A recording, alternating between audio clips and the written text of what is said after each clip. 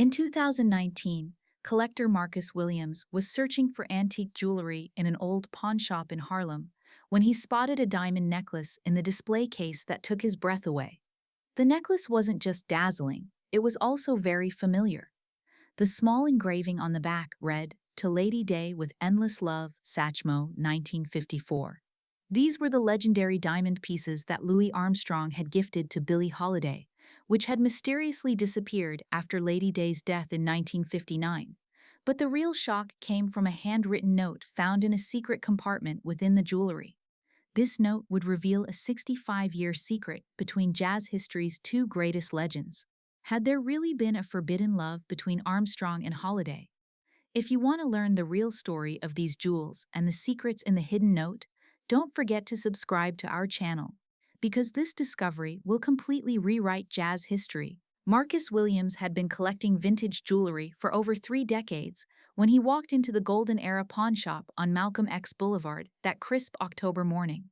The 58-year-old retired music producer had developed an eye for exceptional pieces during his years in the industry, but nothing had prepared him for what he was about to discover. The pawnshop itself was a throwback to another era, with dusty display cases filled with forgotten treasures from Harlem's golden age.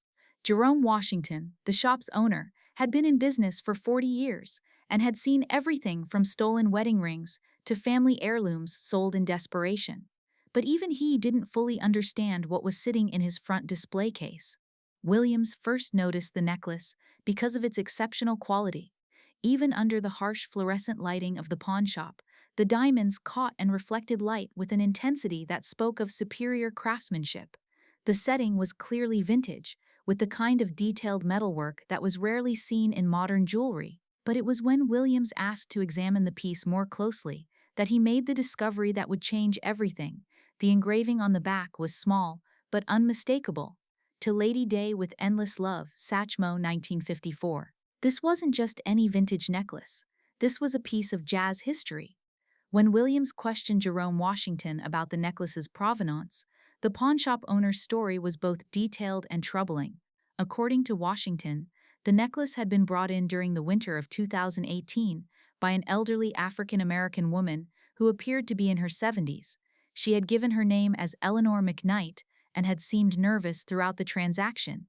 Washington remembered the encounter vividly because the woman had been so reluctant to part with the jewelry. She had held it in her hands for several minutes before finally placing it on the counter, and he had noticed tears in her eyes. When he had asked if she was sure she wanted to sell it, she had simply said, "It's time for someone else to take care of it."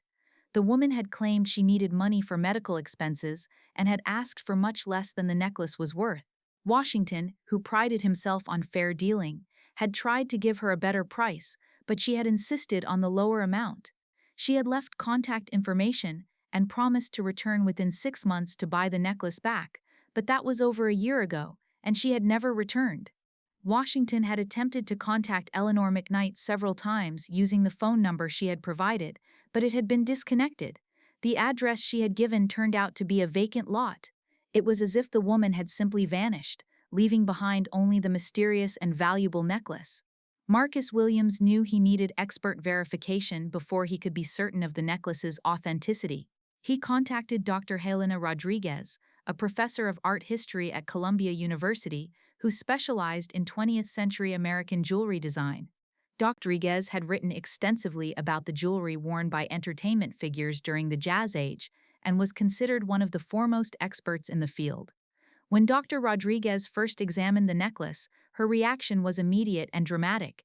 She recognized the style instantly as belonging to Samuel Goldstein, one of New York's most prestigious jewelry designers of the 19th. Goldstein had been known for creating custom pieces for celebrities and wealthy clients, and his work was characterized by exceptional craftsmanship and innovative design elements. The technical analysis took several days and involved multiple types of examination.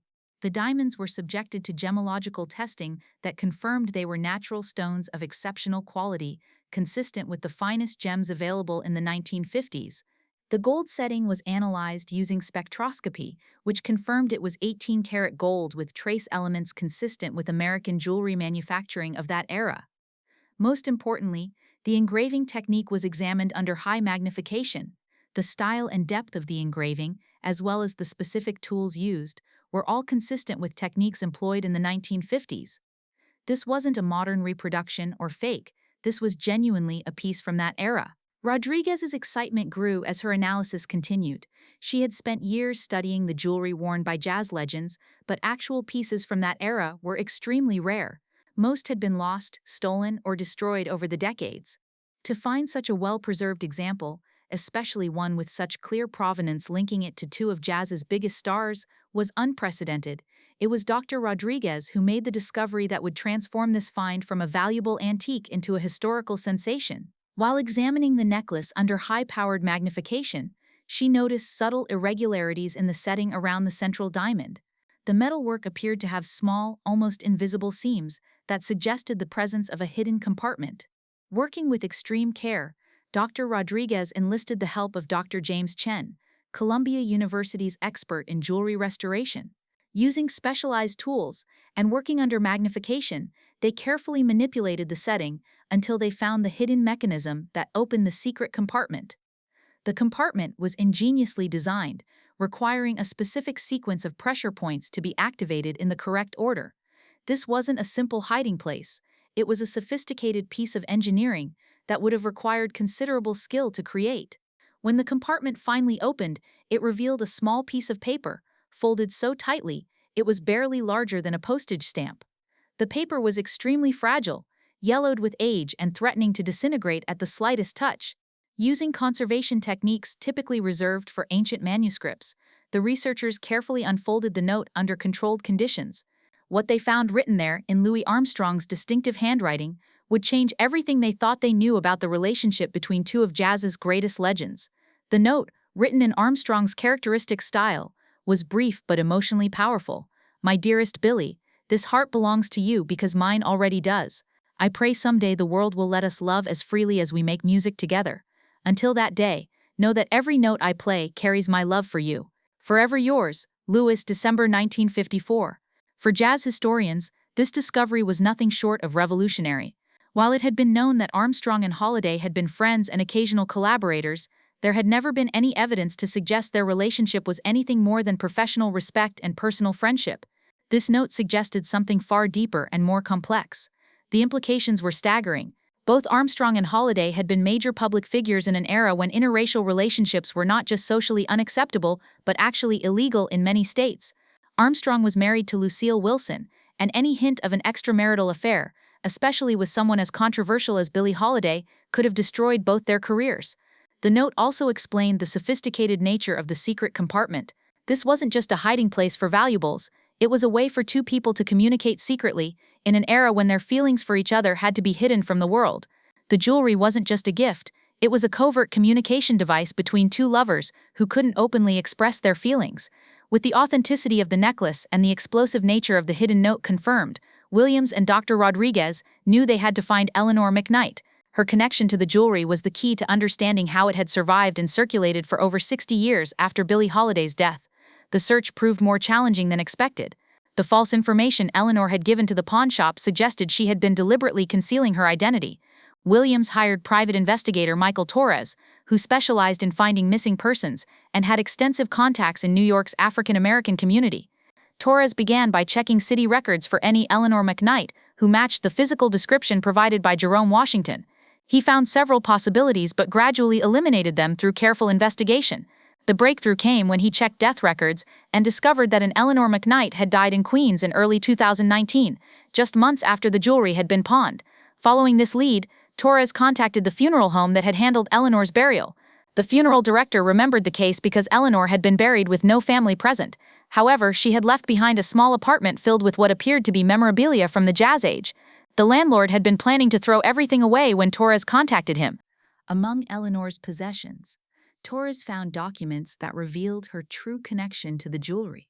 Eleanor had been the granddaughter of Josephine McKnight, a woman who had played a crucial but previously unknown role in Billie Holiday's life during the 1950s. Josephine had been one of Lady Day's closest friends and confidantes during her final years. The documents included letters from Billie to Josephine that painted a picture of a relationship that went far beyond casual friendship. Josephine appeared to have been one of the few people Billie trusted completely, someone who provided emotional support during the singer's struggles with addiction and legal troubles. In one letter dated March 1959, just months before her death, Billie wrote, "Dear Joe, you know all my secrets, and you keep them safe. If anything happens to me, please make sure my personal things go to people who will understand their value, not their dollar value, but their real value as pieces of my heart." Another document found among Eleanor's possessions was Josephine's own account of Billie Holiday's final weeks. According to Josephine's handwritten notes, Billie had come to her apartment in July 1959, just days before her final hospitalization. She had been weak and frightened, and she had entrusted several precious possessions to Josephine for safekeeping.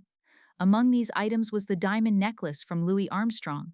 According to Josephine's account, Billie had told her the full story of her relationship with Louis, including the secret notes and the hidden compartments in the jewelry. She had made Josephine promise to keep the secret, but also to ensure that someday, when the time was right, the truth would be revealed. Josephine's notes provided an unprecedented glimpse into Billie Holiday's state of mind during her final weeks. According to these accounts, Billie had been consumed with regret about the relationship with Louis Armstrong that had never been allowed to fully develop. She blamed society's constraints and her own personal demons for preventing what she believed could have been the great love of her life.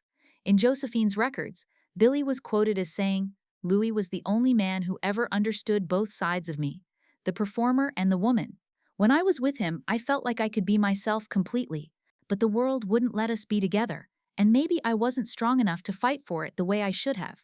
These revelations painted a tragic picture of two artists whose personal happiness had been sacrificed to social expectations and career pressures.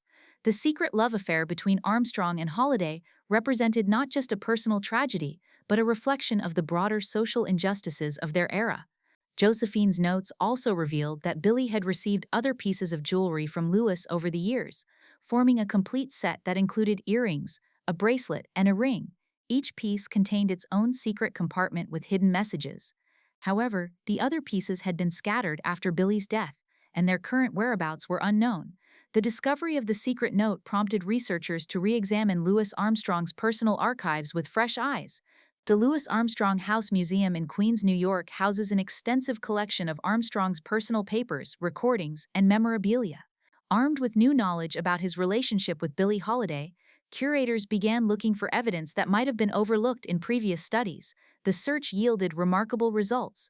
In Armstrong's personal correspondence from 1954, researchers found draft letters to Billie Holiday that had never been sent. These letters, written in Armstrong's own hand, expressed feelings that went far beyond professional admiration or casual friendship. In one draft, dated November 1954, Armstrong wrote, "My dearest Lady Day, I find myself thinking of you at the strangest moments. When I'm on stage and the spotlight hits me, I wonder if you're out there listening. Your voice haunts my dreams in the most beautiful way. I know the world says we can't be together, but in my heart we already are."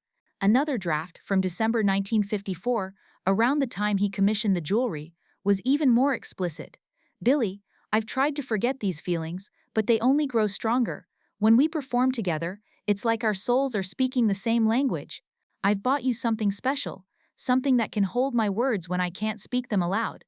The archives also contained Armstrong's personal diary entries from this period, which provided insight into his emotional state and the internal conflict he was experiencing.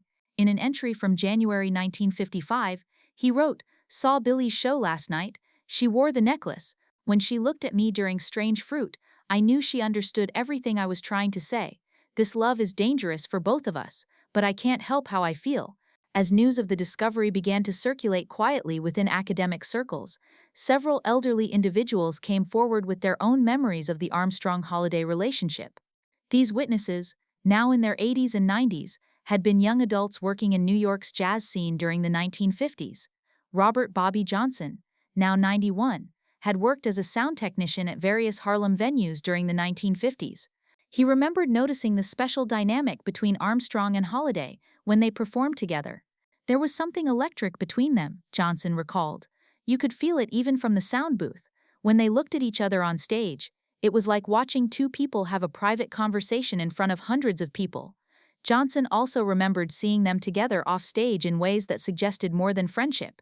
I saw Lula waiting for Billie outside the stage door one night, and when she came out, the way they looked at each other, I'd never seen Lula look at anyone like that, not even his wife. Maria Santos, who had worked as a hostess at the Cotton Club, remembered Armstrong's behavior changing dramatically whenever Billie Holiday was mentioned. Lula was always charming and funny, but when someone brought up Billie, he'd get this distant look in his eyes. He'd try to change the subject, but you could tell she was always on his mind. Perhaps most significantly, Dorothy Williams, no relation to Marcus Williams, who had worked as a cleaning lady at several jazz venues, remembered finding Armstrong alone in Billie's dressing room after a show in 1955. He was just sitting there, holding one of her scarves and looking so sad. When he saw me, he got embarrassed and left quickly, but I could tell he'd been crying. The investigation into the Armstrong-Holiday relationship took a darker turn when researchers accessed FBI files that had been declassified in recent years. Both Armstrong and Holiday had been subjects of FBI surveillance during the 1950s, but the extent of this surveillance and its focus on their personal relationship was previously unknown. The surveillance appeared to be motivated partly by Holiday's association with civil rights causes and her performance of Strange Fruit, which the FBI considered subversive. However, the files also showed that agents were concerned about Armstrong's growing political activism and his potential influence on Holiday. One FBI report, dated February 1955, noted, "Subject Armstrong has been observed on multiple occasions entering and leaving Holiday's residence at unusual hours. The nature of their relationship appears to extend beyond professional collaboration and may represent a security concern given Holiday's known associations with communist sympathizers." The files revealed that FBI agents had even infiltrated jazz clubs to monitor Armstrong and Holiday's interactions. Undercover agents posed as music journalists and fans to get close to both performers and gather intelligence about their relationship. These surveillance reports provided an unintentional record of the couple's attempts to maintain their secret relationship under the watchful eyes of federal agents. Most disturbingly, the FBI files suggested that agents had been aware of the jewelry and its significance. A report from March 1955 noted that Holiday had been seen wearing expensive jewelry of unknown origin and recommended investigating whether this represented unreported income that could be used for tax evasion charges. Armed with Josephine McKnight's records indicating that Louis Armstrong had given Billie Holiday a complete jewelry set, researchers began a systematic search for the missing pieces. The investigation expanded beyond New York to include antique dealers, private collectors, and auction houses across the United States.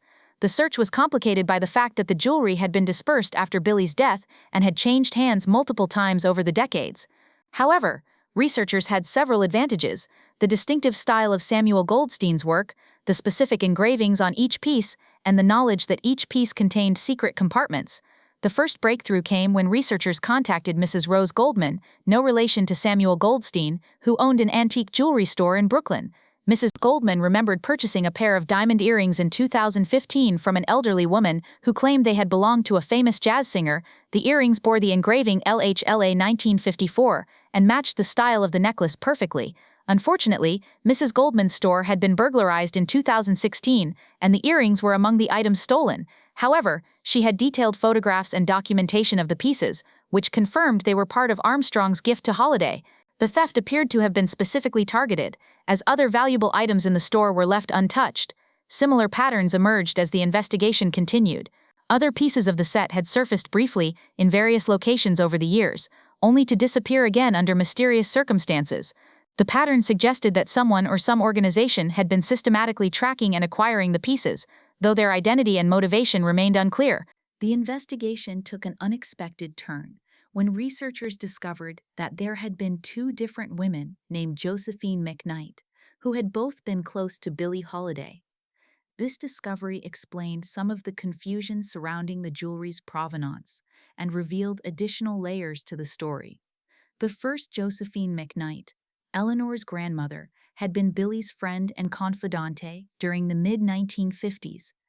However, there was also a second Josephine McKnight, a cousin of the first, who had known Billie during her earlier career in the 1940s and had maintained a relationship with her throughout the 1950s.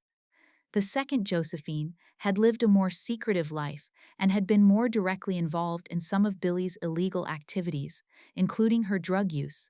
This Josephine had also received some of Billie's possessions after her death, but she had been much more discreet about preserving them. When the first Josephine died in 2010, the second Josephine had taken some items from her cousin's estate, believing they rightfully belonged to her as the earlier friend. Among these items were additional pieces of the jewelry set that Louis Armstrong had given to Billie. The second Josephine had lived until 2018, and after her death, her possessions had been sold off by distant relatives who didn't understand their significance. This explained how pieces of the jewelry set had continued to appear in various markets and shops even decades after Billie Holiday's death. As the story gained attention from academic institutions, several organizations offered to conduct advanced scientific analysis of the necklace and the hidden note. The Smithsonian Institution's Museum Conservation Institute performed detailed analysis using cutting-edge technology to learn as much as possible about both items. Spectroscopic analysis of the gold and diamonds confirmed not only their authenticity but also provided information about their specific origins. The gold showed trace elements consistent with American mining operations of the early 1950s, while the diamonds had characteristics suggesting they came from specific South African mines that were the primary source of premium gems during that era. Analysis of the paper used for the hidden note revealed that it was high-quality stationery consistent with what would have been available to someone of Armstrong's status in 1954. The ink was analyzed and found to be from a fountain pen, using ink formulations typical of that period. Perhaps most remarkably, advanced imaging technology revealed additional hidden details within the jewelry. Ultra-high-resolution scanning showed that there were microscopic engravings inside the secret compartment, musical notations that appeared to be in Armstrong's hand. These tiny musical phrases, invisible to the naked eye, were additional secret messages embedded within the jewelry. The discovery of hidden musical notations inside the secret compartment opened an entirely new dimension to the investigation. Music historians and jazz scholars were brought in to analyze these microscopic musical phrases and determine their significance. The musical notations proved to be excerpts from songs that held special meaning for Armstrong and Holiday. One phrase was from What a Little Moonlight Can Do, a song that Billie had made famous, but which Armstrong had arranged in a special way for their private sessions together. The notation included harmonic variations that appeared nowhere in published sheet music, suggesting they represented Armstrong's personal musical thoughts about their relationship. Another musical phrase was from Autumn in New York, but with Armstrong's distinctive improvisational touches. Jazz historian Dr. Michael Sterling noted that these modifications reflected Armstrong's unique style and suggested that he had been thinking about these songs specifically in the context of his feelings for Billie. The most significant musical notation was a phrase from a melody that wasn't immediately recognizable. After extensive research, it was identified as part of a composition that Armstrong had been working on in 1954, but had never recorded or performed publicly. According to his personal papers, this was a piece he had tentatively titled Lady's Blues, an apparent reference to Lady Day herself. These musical messages represented a secret language that only Armstrong and Holiday would have understood. They were love letters written in music, hidden so deeply within the jewelry that they remained undiscovered for over 60 years. The discovery of the Armstrong-Holiday relationship and the evidence contained within the jewelry had profound implications for jazz scholarship and our understanding of the personal lives of these legendary performers. Academic conferences were organized to discuss the findings, and several universities launched research programs to investigate other aspects of their relationship. The revelation challenged previous assumptions about both artists' personal lives and creative processes. For Armstrong scholars, the discovery provided new insight into his emotional life during one of his most productive creative periods. The knowledge that he was experiencing intense romantic feelings helped explain some of the emotional depth in his performances from the mid-1950s. For Holiday scholars, the relationship with Armstrong provided context for understanding her emotional state during her final years. Knowing that she had experienced a profound love that was forbidden by society added new layers of meaning to her interpretation of songs about love and loss. The discovery also raised important questions about the social and political constraints that shaped the lives of African American performers during the 1950s. The secret nature of the relationship highlighted the ways in which racism and social prejudice had forced even the most successful Black artists to hide fundamental aspects of their humanity. When the story was finally made public in 2021, the response was immediate and intense. Jazz fans around the world were fascinated by this hidden chapter in the lives of two beloved performers. The story was covered extensively in music magazines, newspapers, and broadcast media. The revelation also sparked discussions about the continuing impact of social prejudice on artists' personal lives. Many observers noted that while society had made progress since the 1950s, artists and public figures still faced pressure to conform to public expectations about their personal relationships. Contemporary jazz musicians were particularly moved by the story. Several prominent artists recorded tribute albums exploring themes of forbidden love and the social constraints that had shaped earlier generations of performers.